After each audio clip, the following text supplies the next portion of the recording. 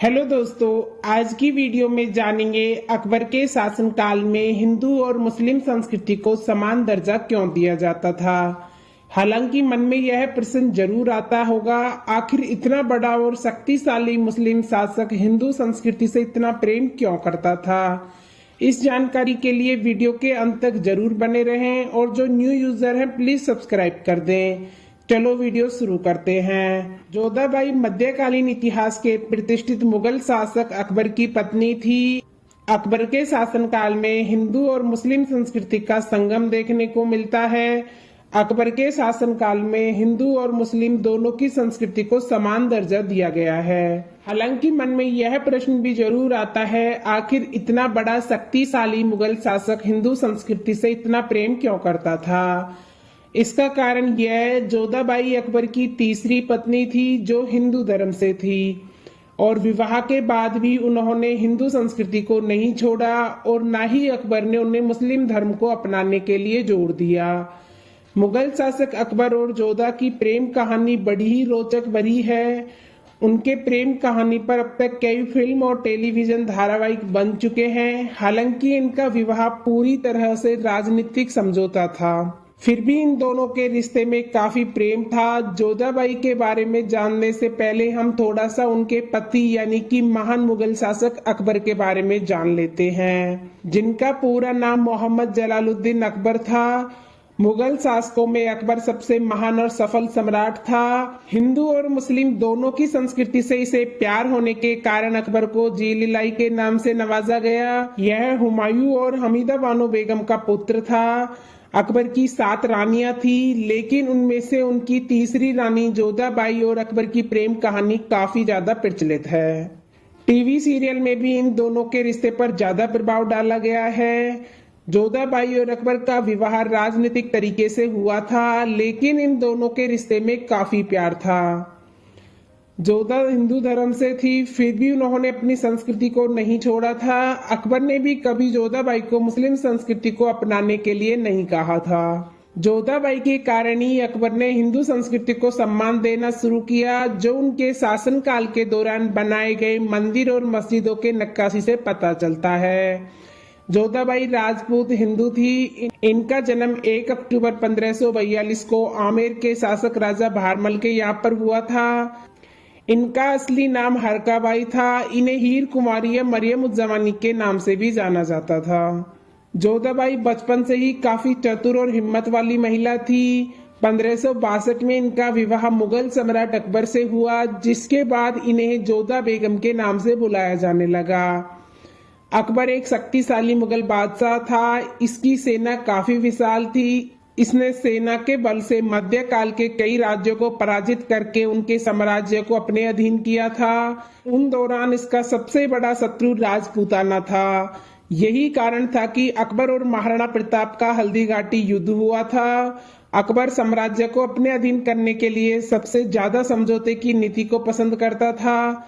हालांकि एक विशाल सेना और एक शक्तिशाली शासक होने के कारण अकबर सैन्य बल से आसानी से किसी को भी साम्राज्य पर अपना परचम लहरा सकता था, लेकिन युद्ध करने के कारण बहुत सारा खून बहता था, जो अकबर को बिल्कुल भी पसंद नहीं था। इसलिए वह शांति से इस साम्राज्य को अपने अधीन करना चाहता था।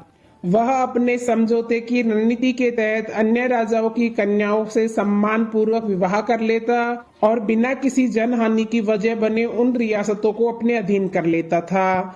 उसी दौरान एक बार अकबर का युद्ध राजा भारमल से हुआ था। अकबर ने राजा भारमल के तीनों बेटों को बंदी बना लिया। तब राजा भारमल ने अकबर के समझौते के लिए हाथ बढ़ाया। राजा भारमल की एक पुत्री थी, जिनका नाम राजकुमारी जोधा था। समझौते के अधीन राजा भारमल ने अपनी पुत्री जोधा का विवाह अकबर के साथ कर दिया। क्योंकि अकबर एक मुस्लिम शासक था, इसलिए अकबर से विवाह करने के बाद रानियों को मुगल धर्म अपनाना पड़ता था। लेकिन अकबर ने जोधाबाई को मुगल धर्म अपनाने के लिए कोई जोर नहीं दिया। इस तरह अकबर और जोधाबाई का विवाहित राजनीतिक तौर पर 6 फरवरी 1562 में हुआ। फिर भी इन दोनों के रिश्ते में काफी प्रेम था, जो आज भी इतिहास के पन्नों में सुनने को मिलता है। 1569 में जोधाबाई ने एक पुत्र को जन्म दिया, जिसका नाम जहांगीर था। हालांकि जोधाबाई के पहले भी 2 पुत्र हसन और हुसैन हुए, जिनकी मृत्यु गर्भ में ही हो गई थी। लेकिन इस बार शेख सलीम चिश्ती ने अकबर को पूर्व धारणा करके बताया कि इस बार उनके पुत्र का जीवन बच जाएगा। लेकिन अकबर की इच्छा थी कि उनका पुत्र खूब नाम कमाए और एक बड़ा सम्राट बने, इसलिए उन्होंने जोधाबाई को अपना गर्भ का समय फतेहपुर सीकरी में बिताने के लिए कहा। जहांगीर के जन्म लेने के बाद अकबर ने जोधा को मरियम उज़ ज़मानी की उपाधि से सम्मानित किया। हालांकि जोधाबाई हिंदू थी, लेकिन अकबर की कामनाओं को पूरा करते हुए उन्होंने जहांगीर को सलीम का नाम दिया। जहांगीर भी अकबर की तरह एक सफल सम्राट बना, जिसने कई कानूनों में सुधार किया। उसने नाक और हाथ काटने की सजा को रद्द करवाया, नशा हमलावर वस्तुओं का हकमा बंद करवाया। जहांगीर के शासनकाल को चित्रकला का स्वर्ण काल भी कहा जाता है, क्योंकि इस दौरान जहांगीर ने कई चित्र बनवाए थे। इसे चित्रकला से काफी प्रेम था। इसके अलावा इसे शिकार करना काफी पसंद था। हालांकि अफीम और शराब की लत की वजह से 28 अक्टूबर 1627 को बीमार पड़ने के कारण उसकी मृत्यु हो गई थी। अकबर अपने शासनकाल के दौरान एक शक्तिशाली शासक हुआ करता था। चलो दोस्तों, जान लेते हैं आखिर अकबर हिंदू धर्म को क्यों मानता था, जिस कारण निश्चित ही मन में प्रश्न आता है कि इतना शक्तिशाली मुगल शासक हिंदू धर्म को सम्मान क्यों देता था। इसके कई कारण हैं। इनमें से एक कारण इनकी पत्नी जोधाबाई भी है, जो हिंदू थी।